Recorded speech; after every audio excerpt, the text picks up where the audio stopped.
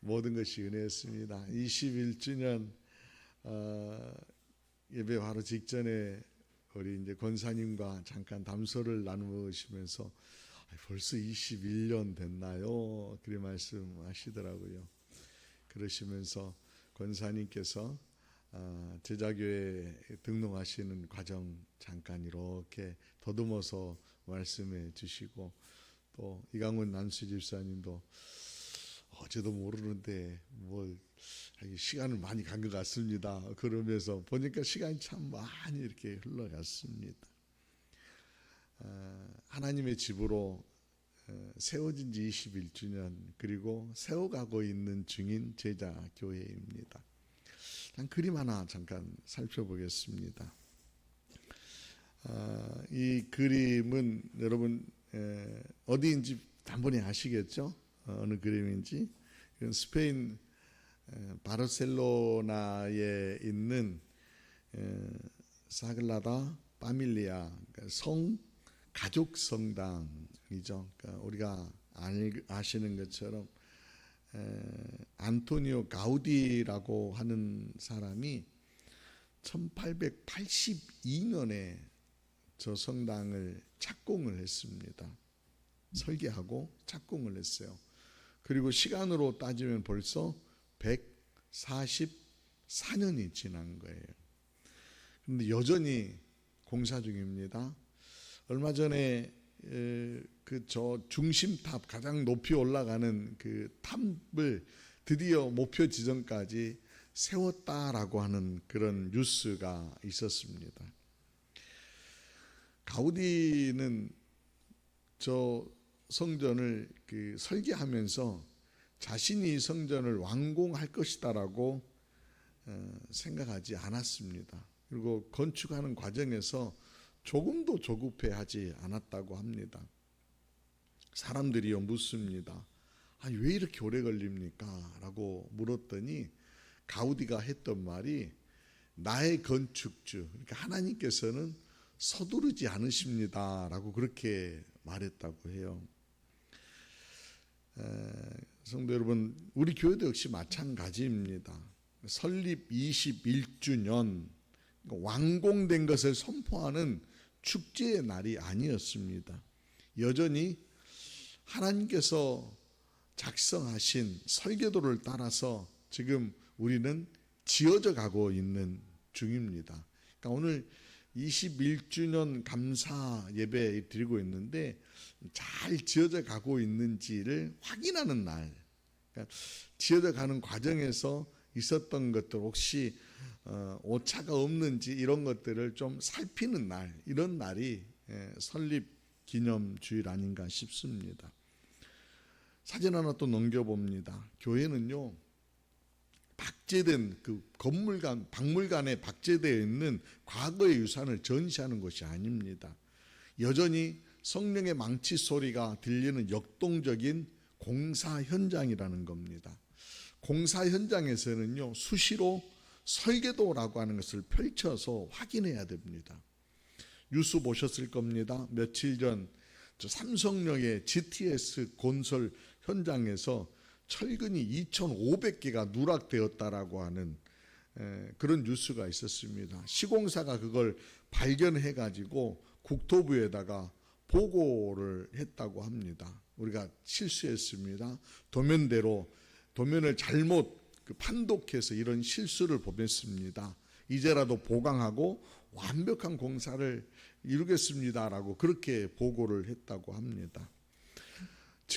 우리가 오늘 이렇게 설립 21주년 감사 예배를 드리면서 여전히 우리는 주님이 원하시는, 주님이 완성해 놓으신 그 설계도, 거룩한 설계도를 이 시간 함께 펼쳐보기를 원합니다.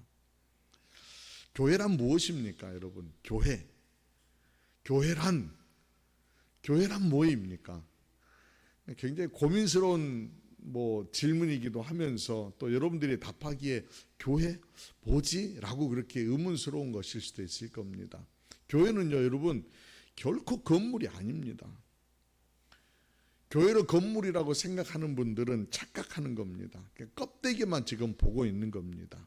교회는요, 성경이 말씀하신 교회는 그리스도의 몸입니다.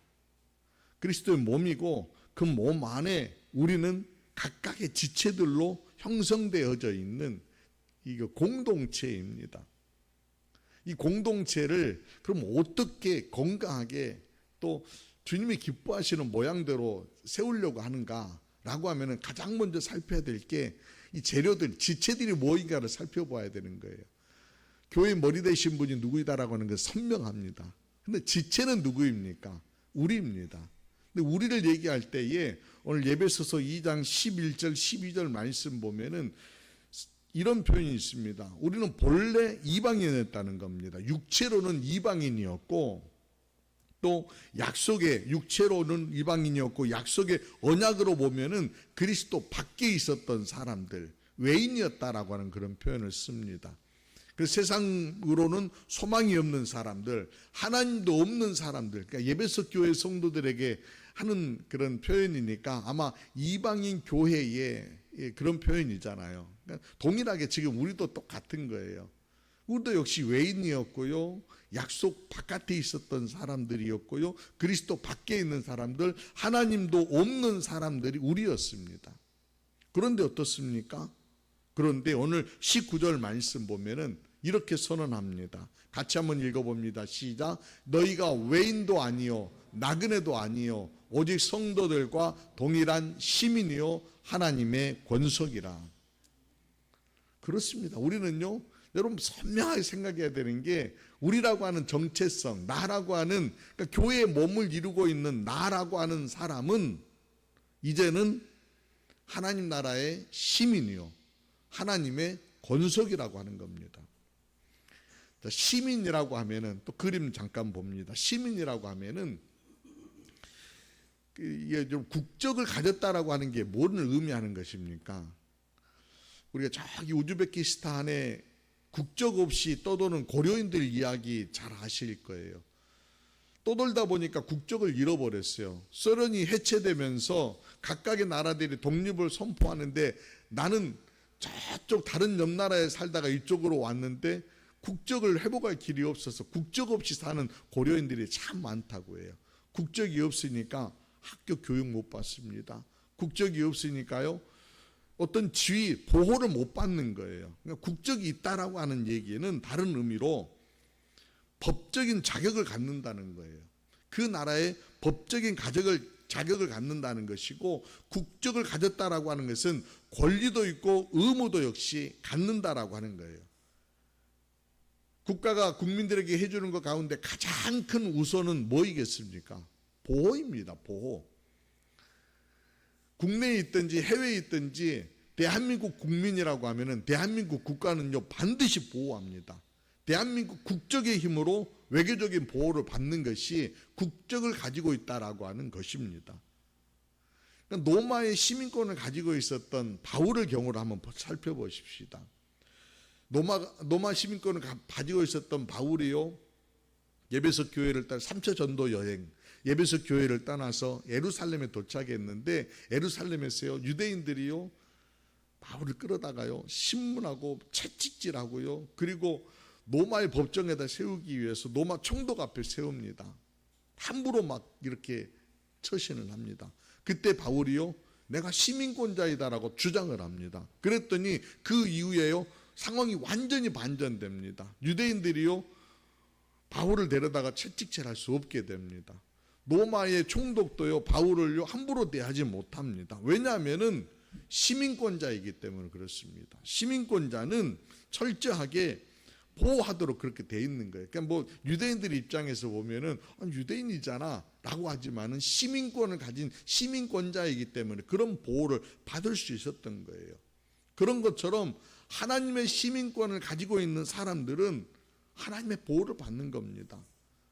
하나님께서는 어떤 상황 가운데에서도 사랑하는 성도들, 하나님 나라 백성들에 대해서 완벽하게 보호해주고 지켜주신다라고 하는 겁니다. 그분은 졸지도 않으시고 주무시지도 않으시며 밤낮으로 파수하시고 또 영원하신 분이기 때문에 우리가 죽은 이후에도 여전히 보호의 손길은 중단되지 않는다는 겁니다. 이게 바로 하나님 나라의 시민권이라고 하는 거예요. 또 하나는요, 하나님 나라의 권속이라고 소개합니다. 권속은 가족을 의미하는 거죠. 패밀리입니다. 시민권은 법적인 어떤 거라고 하면은, 가족이라고 하는 것은 피로 맺어진 관계 아닙니까? 그러니까 예수 그리스도의 보혈로 가족으로 묶어진 존재들이라는 거예요. 이제는 전혀 상관없던 사람들, 이방인들, 유대인들, 또 멀리 떨어져 있는 사람들, 이 모든 사람들이 그리스도 피라고 하는 것으로 연결되어져서 서로 형제 자매라고 부르는 겁니다. 그러니까 피를 나눈 형제는 아니지만은 우리는 예수 그리스도의 피를 나눈 그런 성도들이고 가족이라고 하는 그런 의미예요. 하나님께서 가족으로 여겨주신다라고 하는 것을 여러분 깊이 한번 새겨보십시다. 하나님을 가족으로 여기지 않냐고 비즈니스 파트너로 여기는 분들 혹시 계시면은 여러분 반성하셔야 됩니다. 그러니까 뭔가를 딜하려고 하고 하나님께 무슨 하나님 원하시는 어떤 이익의 어떤 관계들로 하나님을 생각하시고, 또 하나님 어떤 우리가 계약을 맺었으니까 이런 것들 이해해야지, 이행해야지, 그런 관계가 아니라는 거예요. 부모 자식 간의 계약 관계입니까? 아닙니다. 계약서 전혀 쓰지 않더라도 부모 자식 간에, 형제 자매들 간에는 그냥 가족입니다. 가족인 거예요. 특별히 가족들 가운데에서 자녀의 특권이라고 하는 게 있잖아요. 자녀들이 누리는 특권. 부모에게 있어서 자녀는 언제나 영순이입니다. 먼저 생각하고 배려하고 돕는 것이 부모의 마음 아닙니까? 그렇습니다. 그런데 여기에다가요, 플러스에서 플러스 원 되어지는 존재가 또 생기더라고요. 손주들. 그러니까 여러분들 손주들 앞에서는 다 약해지잖아요. 다 약해져요. 부모들은 막 이게 자식들 혼내는데 손주들은요, 할아버지 할머니들은 손주 손내는 게 더 힘들더라고요. 제 경우 들어서 그렇습니다. 아무리 바쁜 대통령이라 하더라도 손주 앞에서는 업무를 중단할 것 같아요. 그렇습니다. 그게 바로 가족이라고 하는 거예요. 가족이라고 하는 거예요. 교회의 기본 재료는 바로 우리가 하나님 나라의 시민권자이고 자녀라고 하는 바로 정체성입니다. 정체성. 오늘 이 아침에 우리가 왜 예배하러 왔습니까? 마치 아버지 뵈러 오는 그런 심정으로. 왜 우리가 지금 수고하고 헌신합니까? 왜 가족들에게 헌신하듯이 마치 내 것을 나누어서 함께 쓰려고 하는 그런 넉넉한 사랑의 마음으로 오늘 예배하고 또 헌신하고 섬김의 길들을 걷는 것입니다. 바로 이게 교회를 이루는 재료인 것입니다. 자, 이제 본격적인 건축을 한번 시작해 보십시다. 20절 말씀입니다. 같이 한번 읽어볼까요? 시작. 너희는 사도들과 선지자들의 터 위에 세우심을 입은 자라. 그리스도 예수께서 친히 모퉁이 돌이 되셨느니라. 자, 이제 재료가 준비되었으면은 계획된 대로 이제 건축을 시작해야 되는데, 건축하려고 할 적에 잘 해야 되는 게 터를 다지는 겁니다. 터를 다지는데 건축의 터에 있어서 오늘 바울이 얘기하는 것은 사도들과 선지자들의 터 위에 세우심을 입는 자이다 라고 하는 겁니다. 그림을 보십시다. 이 터라고 하는 것이 바로 기본적인, 사도들이 지금까지 말씀을 선포하고 복음을 지켰고 선지자들이 하나님 말씀을 받아가지고 선포하고 믿음을 지켜냈던 그 모든 것들 터, 신앙의 고백 위에 세워진 터, 사도 바울, 사도 베드로가 고백했던 마태복음 16장 16절에서 주는 그리스도시요 살아계신 하나님이다라고 고백했던 그 터 위에 바로 교회가 하나 둘 세워진다는 겁니다. 벽돌이 세워진다는 거예요. 벽돌이 쌓아진다는 거예요. 19세기 사상가였던 존 러스킨이라고 하는 사람은 이 벽돌을 말이에요, 이렇게 생각했습니다. 그냥 하나하나의 벽돌이라고 하는 것이 진리, 아름다움, 애정, 희생, 순종, 땀, 이런 것들이 하나하나 이렇게 세워진다라고 그렇게 표현을 했습니다. 적절한 것 같아요. 우리가 지금 이제 각자가 지체가 되어져서 각자의 헌신들, 내가 가지고 있는 순결한 믿음들, 내가 품고 있는 그리스도를 향한 사랑들, 내가 누군가를 섬기는 그 섬김들, 이런 것들이 하나하나 흔적이 되어져서 벽돌이 되어져서 차곡차곡 쌓아져 간다라고 하는 거예요. 왜 그러지 않습니까? 여러분, 작지만은 내가 있는 자리에서 헌신하는 그 헌신이 하나의 벽돌이 될 수 있는 거예요.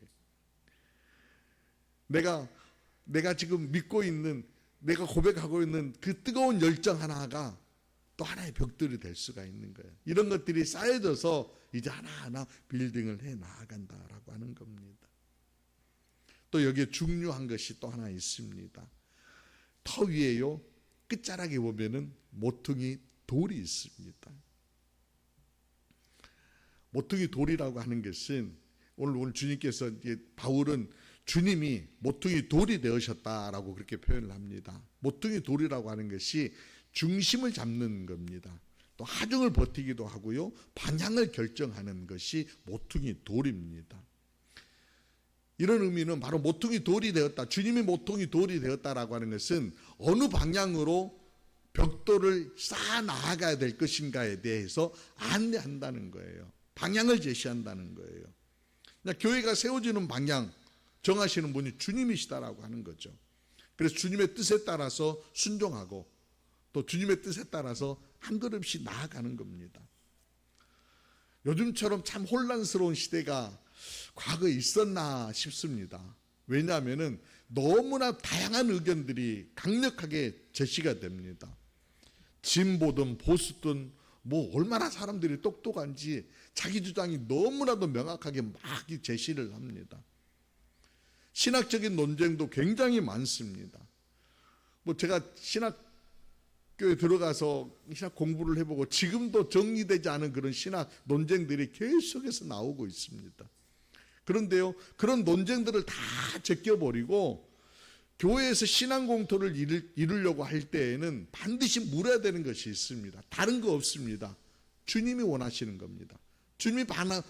주님이 기대하시고 주님이 뜻하신 바가 뭐이다라고 물으면은 그 방향은 선명할 겁니다. 주님은 애매하게 말씀하지 않으셨습니다. 아주 선명하게 말씀하셨습니다. 살림, 사랑, 주권, 순종, 이런 단어들은 명확하잖아요. 이런 거에 토를 달 이유가 없다라고 하는 거예요. 그런데 여기에다가요, 자기를 자꾸 가미시키는 거예요. 대입시키는 거예요.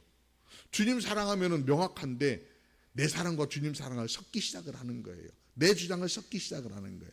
그러면서 자꾸 이물질이 끼니까, 이물질이 낀다는 건 뭐예요? 건물이 튼튼하지 못하고 자꾸 붕괴될 위험을 안는다는 거예요. 교회가 왜 이런 위험들을 초래합니까? 주님이 말씀하셨던 것만 꽉 붙들고 가면은 흔들리지 않을 겁니다. 여러분, 사람 숫자 때문에 흔들리십니까? 저는 흔들리지 않습니다. 여러분도 흔들리지 않았으면 좋겠습니다. 내가 가지고 있는 순결한 믿음, 우리 공동체가 지니고 있는 정말 바른 가치를 가지고 있다라고 하면은 그런 거에 흔들릴 게 아니라는 거예요. 또 하나는요, 하중을 지탱하는 거예요. 여러분, 모퉁이 돌이요, 위에서 내려오는 여러 하중들을 지탱해 주는 것이 결국 그리스도이다라고 얘기합니다. 여러분, 살다 보면은 참 힘겨운 일들 많이 있잖아요. 감정 흔드는 일 참 많습니다. 근데 이런 걸 어떻게 견뎌낼 수 있습니까? 내가 세상의 어떤 즐거움이나 위로를 쫓아가지고 이런 것들로 위로를 받을 수 있다, 그건 세상에 사는 겁니다. 그러나 우리가 신앙 공동체 안에서는 철저하게 예수 그리스도를 의지하고 그 안에서 견뎌내는 겁니다. 내 성품으로 안 돼요. 내 성품으로 바라보면은 참지 못하는 사람들, 그런 사람들이 보일 수 있어요. 그런데 예수 그리스도를 의지하여서, 예수 그리스도의 성품에 의지하여서 바라보면은 참지 못할 일이 어디 있습니까? 예수님 덕분에 참고요, 예수님 때문에 참고요. 그럼에도 불구하고 참을 수 있는 것입니다. 이걸 견디게 하는 힘을 누가 주십니까? 예수 그리스도가 주시는 것입니다. 그래서 김중곤 목사님은 기승전결 예수 그리스도다. 그래서 모든 단어 안에 예수 그리스도임을 그렇게 선포하셨던 분이십니다. 그렇습니다. 우리의 삶에 여러 압박들이 올 수 있겠지만은 내 삶의 그 밑바닥 그 모퉁이 돌에는 예수 그리스도가 계신다. 내가 주님 때문에 참는다. 내가 주님으로 인하여서 힘낸다. 내가 주님으로 인하여서 달려낸다. 이런 믿음 가지고 살아낼 때에 우리는요, 어떤 압박도 이겨낼 수 있다라고 하는 겁니다. 그런 여러분 될 수 있기를 바랍니다. 교회 공동체의 모퉁이들은 주님이십니다. 주님을 인하여서 주님이 원하시는 방향대로 주님을 인하여서 견뎌내고 힘써내는 여러분 모두가 될 수 있기를 바랍니다. 이제 더 나아가 보십시다. 이제 벽들이 쌓여 가는데요, 필요한 것이 또 있습니다. 21절 말씀 함께 볼까요? 같이 읽어봅니다. 시작. 그의 안에서 건물마다 서로 연결하여 주 안에서 성전이 되어가고. 아멘. 서로 연결하여. 서로 연결하고 하는 단어가 참 이렇게 마음에 와닿습니다. 벽돌과 벽돌 사이가 이제 하나씩 연결하여져서 건물을 이루게 된다라고 하는 거예요. 그런데요, 여기서 놓치지 말아야 되는 게 그의 안에서입니다. 그의 안에서. 주님이 몰타르가 되어주시겠다라고 하는 거예요. 여러분, 몰타르가 뭔지 아시죠? 벽돌과 벽돌을 쌓으려고 하면은 시멘하고 모래를 섞은 그런 몰타르라고 하는 성분이 잘 조화롭게 배합이 되어져서 벽돌과 벽돌 사이에 채워질 적에 견고하게 세워질 수 있는 거예요. 바로 그런 것처럼 우리가 그냥 헐렁하게 나로만 있으면은 나 개인으로는 얼마나 헐겁습니까? 그냥 박수민 집사님하고 저하고 관계 안에서 아무것도 없이 인간 대 인간으로만 존재한다고 하면 뻐그덕거릴 일들이 반드시 생길 수 있을 겁니다. 그런데요, 박수민 집사님과 제 사이에 예수 그리스도라고 하는 몰타르가 있어서 부드럽게 만들어 주는 거예요. 그리고 단단하게 세워준다라고 하는 거예요.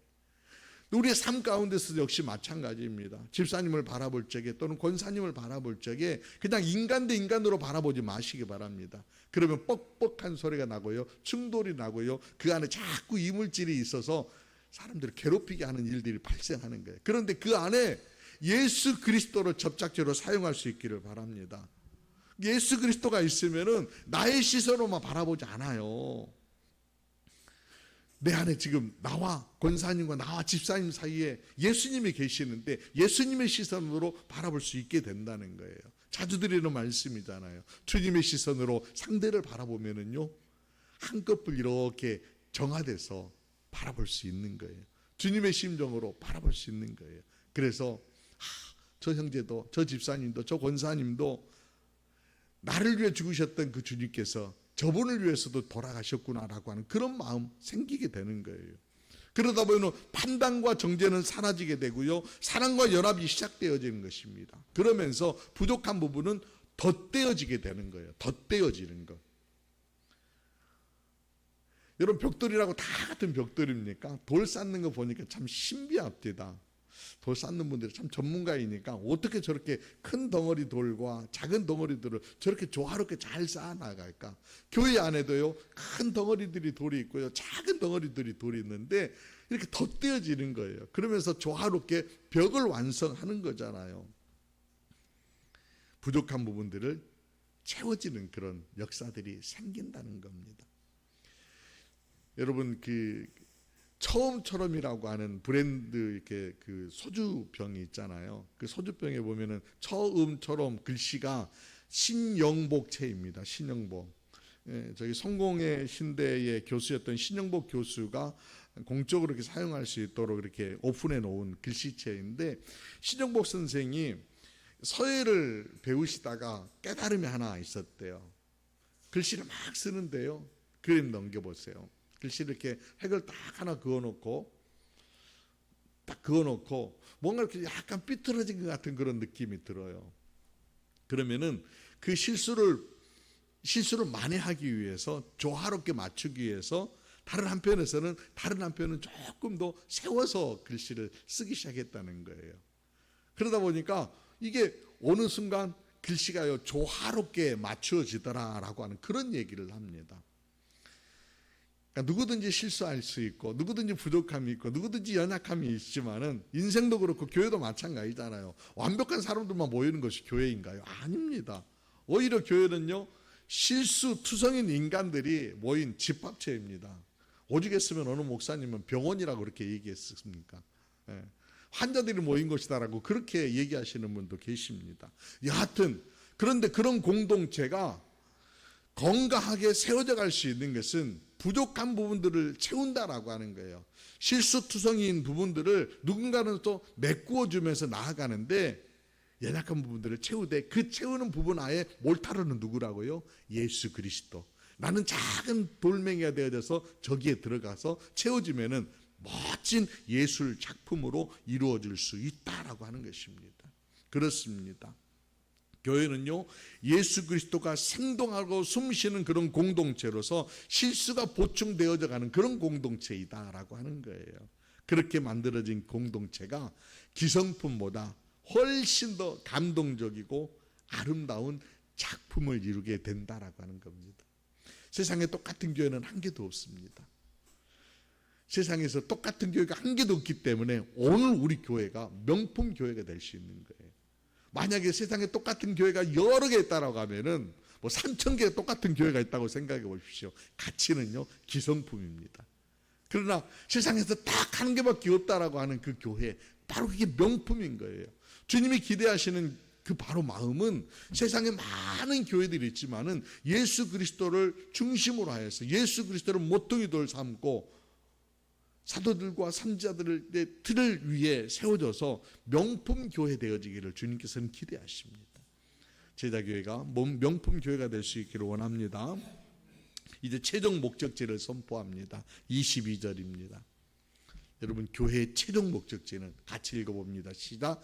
하나님이 거할 처소가 되기 위하여 예수 안에서 함께 지어져 가느니라. 아멘. 다른 누구가 거하는 곳이 아니라 하나님이 거하시는 처소입니다. 하나님이 거하시는 처소. 여러분, 각자가 하나님이 거하시는 처소일 뿐만 아니라 우리 교회 안에 주님이 거하시기를 원하셔서 주님이 입주하기를 원하셔서 세워가는 교회이다라고 하는 거예요. 그러면서 예수 안에서 함께 지어져 가느니라. 현재 진행형이죠. 아직도 공사 중이라고 하는 겁니다.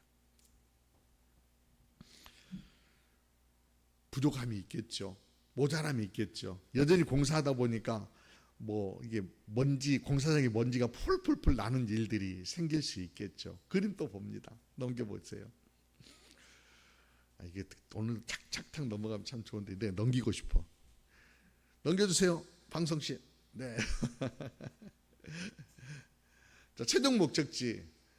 아르테미스 신전이 아니라는 거예요. 하나님이 거할 처소라는 거예요. 그러니까 뭐 저기 건물처럼 멋들어진 그 건축물이 교회가 아니라 저건 그냥 껍데기라니까요. 껍데기고, 정말 참 교회는 저렇게 모여져 있는 공동체 안에 주님이 거하시는 저것이 교회이다라고 하는 거예요.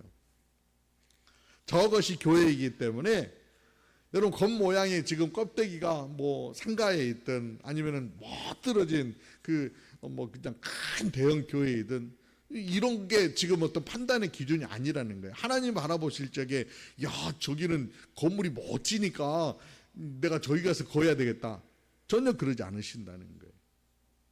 적지만 두세 사람이 내 이름으로 모인 곳에 내가 너희와 함께하리라 라고 말씀하셨습니다. 주님이 거하기를 원하셔서 세워가시는 것이 바로 교회이다라고 하는 것입니다. 그래서 이 모든 것들이 이제 하나하나 세워져 가서 주님을 품고 주님이 함께하는 그런 공동체로서 교회, 그럴 적에 교회가 완성이 되어지고 또 우리가 기뻐하시는, 하나님이 기뻐하시는 그런 교회 모양들을 간직해 낼 수 있다라고 하는 겁니다.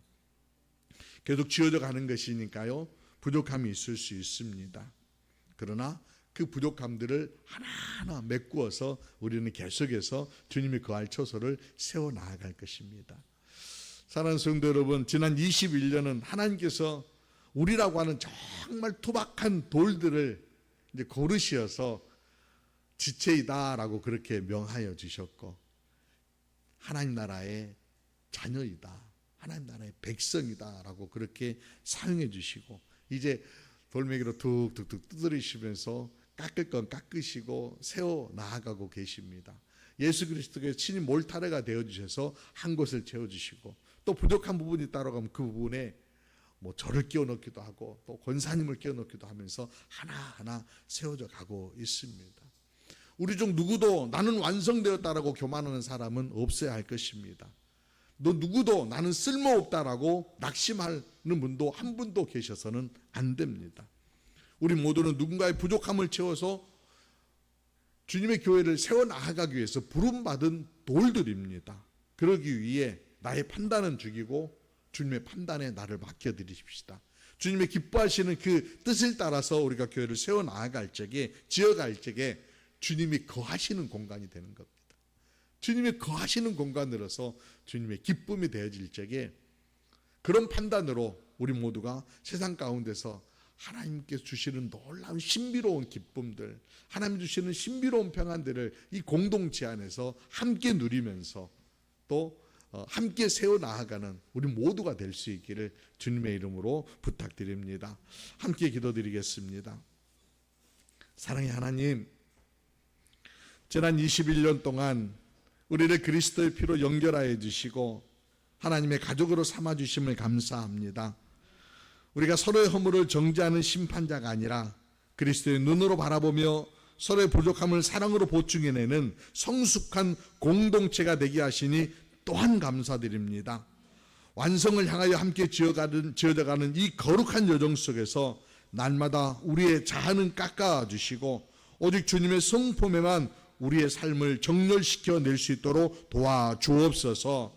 제자교회가 하나님이 거하시기에 가장 평안한 영광의 처소가 되게 하여 주옵소서. 우리를 사용하여 주시고 우리의 아버지가 되어주시고 우리 가운데 거하여 주시는 우리 구주 예수 그리스도의 이름으로 간절히 기도드리옵나이다. 아멘. 아멘.